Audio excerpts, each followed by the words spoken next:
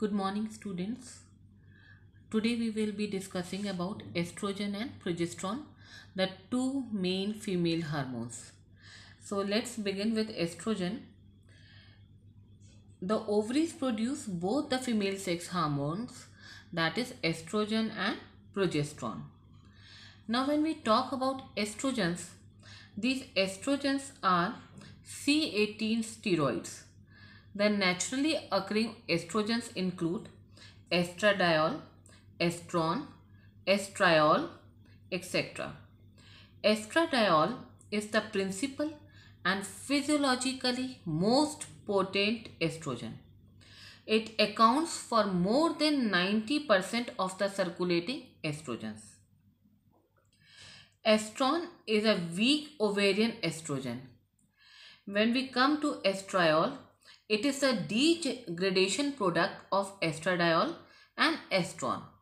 It is the weakest of all the naturally occurring estrogens. Now, when we come to synthesis of the estrogen, in a normal non-pregnant female, estrogens are mainly secreted by the theca interna and granulosa cells of the ovarian follicle.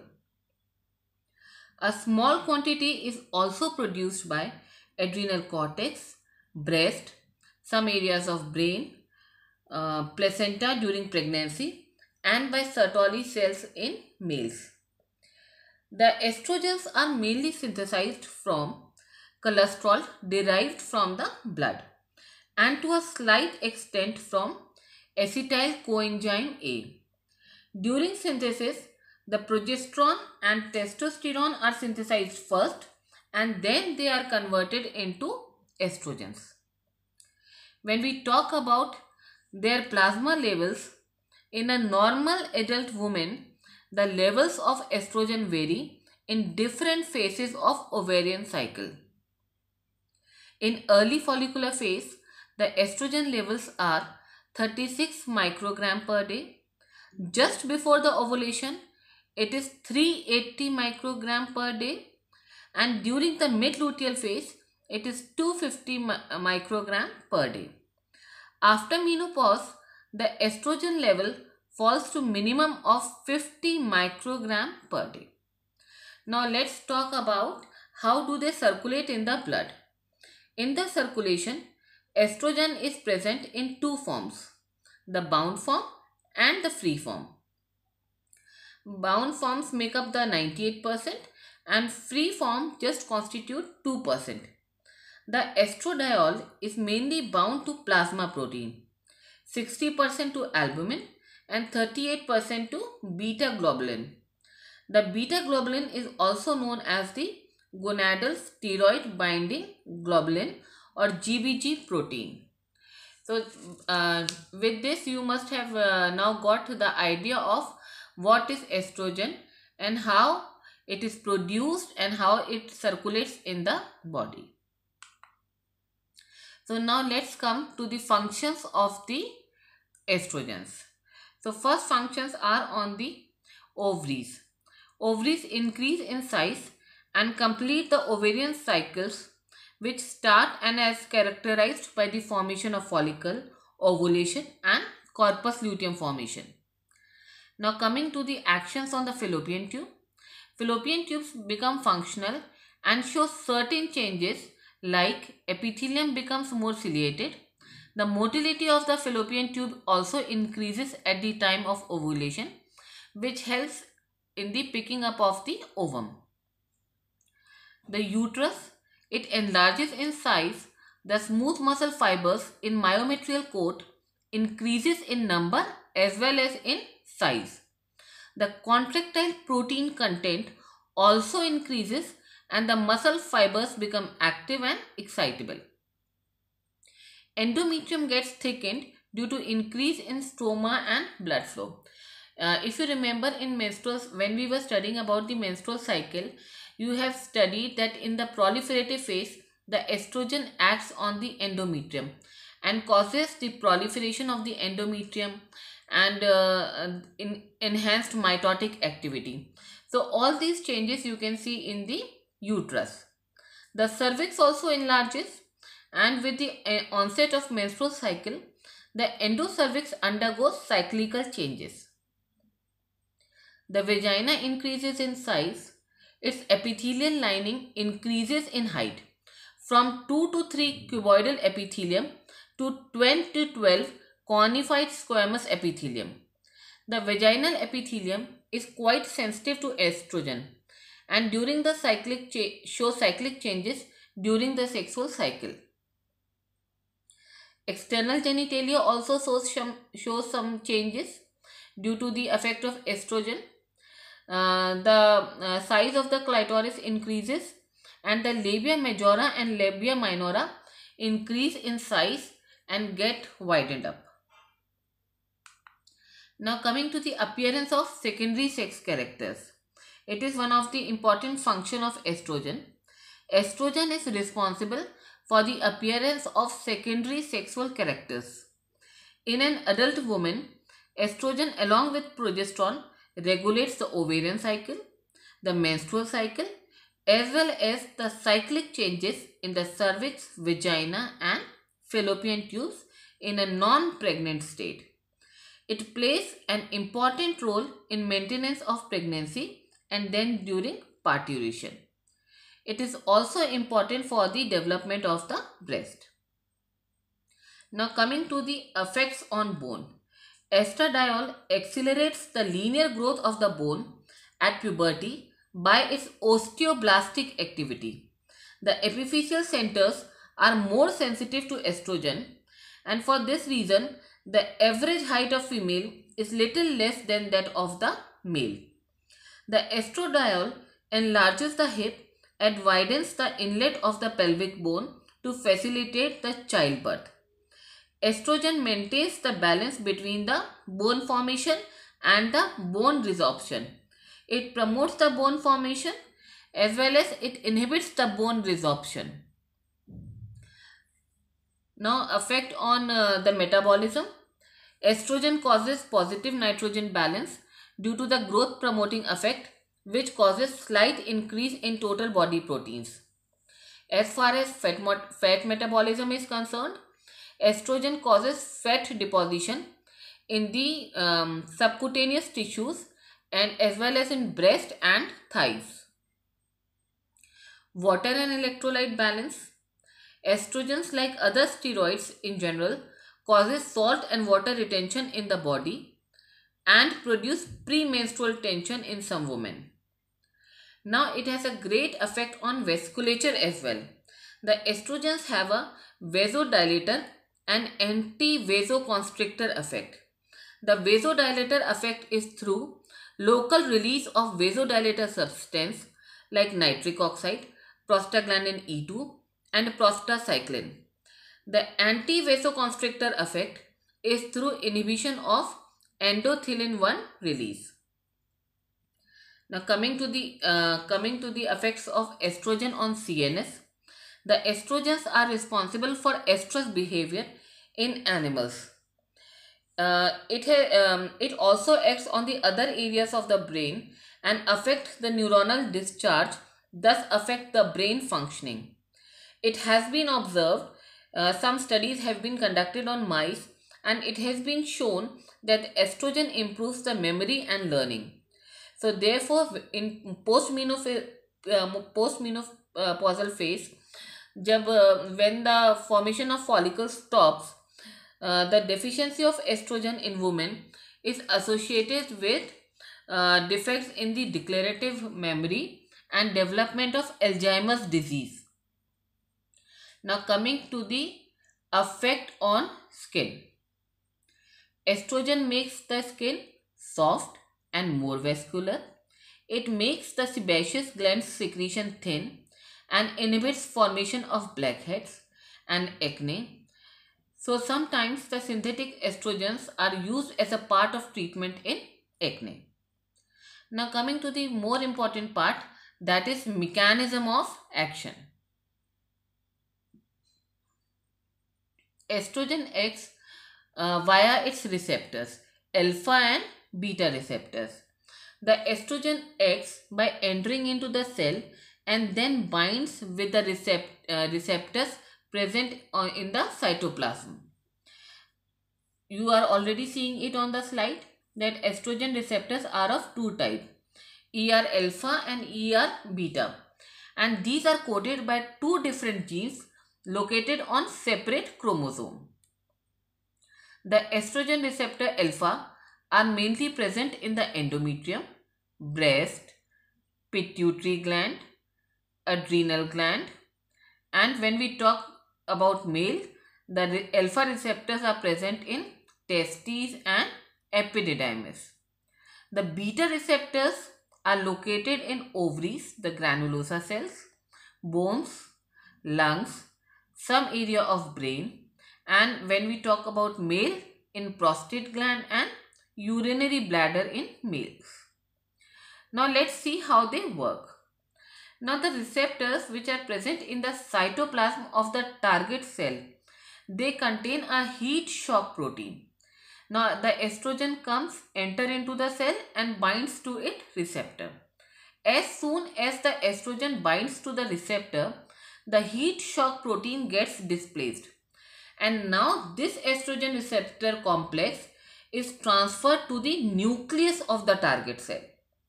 Now this estrogen receptor complex, after entering into the nucleus, binds to the estrogen response element present in the DNA molecule, and now it will promote to the synthesis of new messenger RNA, which in turn will direct the synthesis of new proteins which will modify the target cell activity. So this is how the estrogen acts.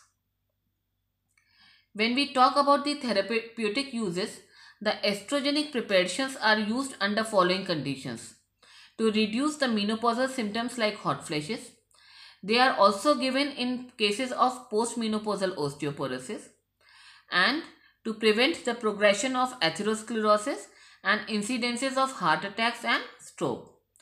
And one of the most important use, we have already covered it in the chapter of contraception, कि it is the part of the oral contraceptive pills. As estrogen is used as a contraceptive pill along with the progesterone. One of the important aspect we need to cover about estrogen is the side effects or the adverse effect of the estrogen. They stimulate the growth of the endometrium and breast. So sometimes they increase the incidence of carcinoma of breast and uterus. Now let's come to progesterone.